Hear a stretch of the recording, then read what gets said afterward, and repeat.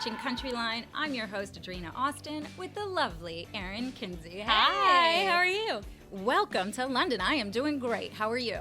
I'm doing good. Happy to be here. Yes, and I'm sure you are not getting into any trouble with the boys from Restless Road while you're here. No, but they are great tour bus mates. We're actually sharing a tour bus while we're over here, which is very cozy. We're getting very close. Oh my gosh, I imagine they're so sweet. You know, we've just recently had them in the studio, and they're wonderful guys. But what is that like going around Europe in a tour bus with that group? They are so sweet, and they cannot help that they are three boys.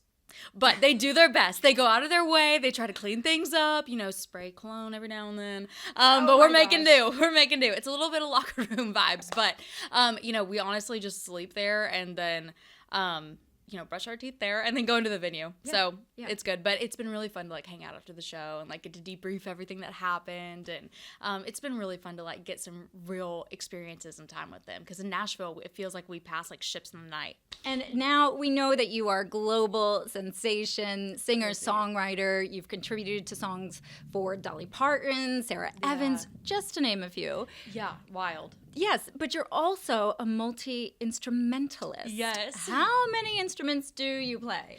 So I play 7. I play electric guitar, acoustic guitar. I literally have to count on my fingers. Piano, ukulele, banjo, drums. I was on the drum line in high school.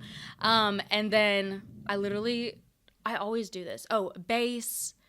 And then a bunch of random auxiliary things that I learned when I was in the drum line in high school. But I don't really count those because it's hard to get specific. What am I going to say? Tambourine.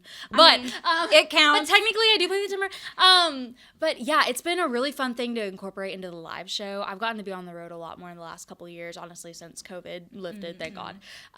So we've been able to throw in different instruments, and overseas it's been tougher. Normally I get to have a banjo in my show, and we weren't able to fly with one. But we throw some guitar solos in there and stuff like that. So it's been a really cool way to just spice things up and, put all those lessons to good use, all that knowledge that I have. And I'm what am I going to do with it? And I'll throw it in the show. Yes, and you are putting it all to great use with viral hits like Matchmaker. Now, I know there is a story there you have got to tell us.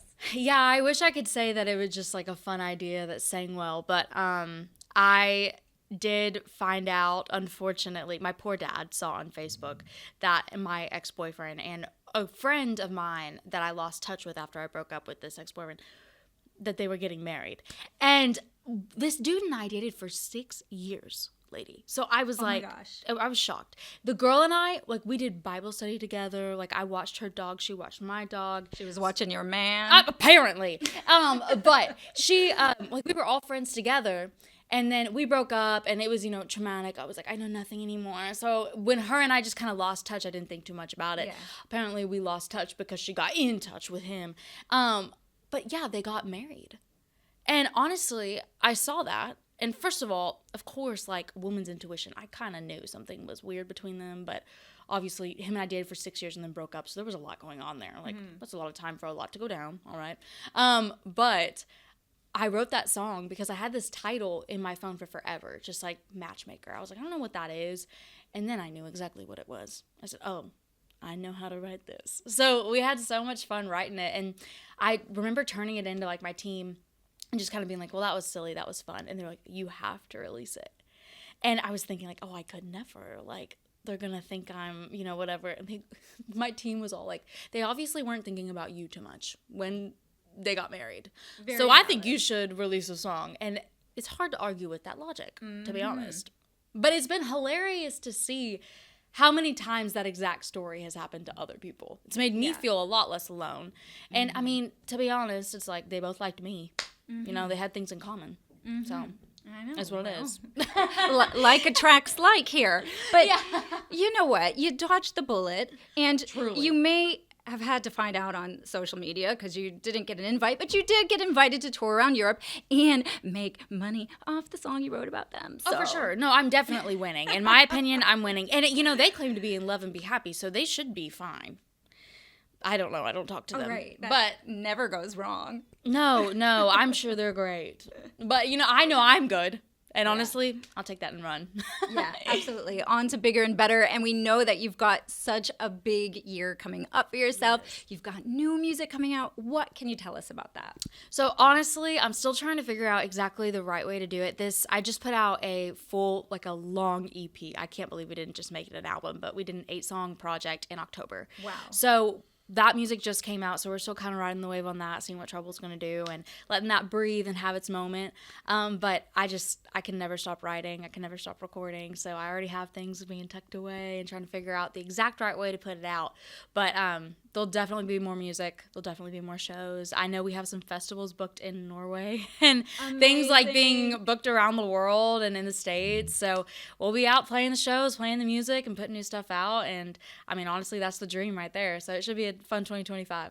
Absolutely. Any New Year's resolutions in that 2025? God, I have every year they start over, But I think a big thing for me is this year in 2024, I released Matchmaker in January, and it was a big step, a different level and layer of vulnerability that I put out into my artistry. I think my biggest resolution for 2025, music-wise, is to continue doing that, because it's scary. It gets scarier every time because you dig a little deeper, but truly it's made me have a connection with like the listeners, and I mean a lot of my listeners are girls my age, and it's made me feel just so like connected with them and have so much fun on stage and posting about the song. So I just want to keep doing that, and then personally, if I could like nix the sweet treat habit, that would be so ideal. Like every night around 11 p.m. I crave a sweet treat like no other, and sometimes I can get away with like an apple, but sometimes it's not enough. And I wish I could get that under control. So maybe 2025 is the year. What's your go-to guilty snack at that hour? God, ice cream, 100%. Like I have gone to the store in PJs and been like, it has to happen. Yeah. And you know what? If you go to like a Kroger at 11 p.m., ain't nobody worried about you, okay? You just get in, you get out. I wish I could get that under control. I'm realizing right now I really wish I had that under control, but there's worse habits. Absolutely. And way worse. I'll just give you a little tip here. Get your ice cream before 11 o'clock because it won't be open here in Europe. Oh, yeah. No, I've noticed that. Last night, I got screwed out of a sweet treat. I was like, this is unbelievable. There's those, the Tesco's. Yeah, Tesco's. Yeah. They're everywhere. That looks like a place that should be open 24/7. In my opinion, I don't know who we go to about that, but somebody should make that happen, because when I walked in there and it was closed at 11, a tear almost was shed. Okay. But not. I mean, I held myself together, but I wanted to cry. Yeah. Well, we'll have to hook you up next time we see you, and it has definitely been a sweet treat having you here in the office talking with us here at CountryLine. Thank you for having me. Pleasure.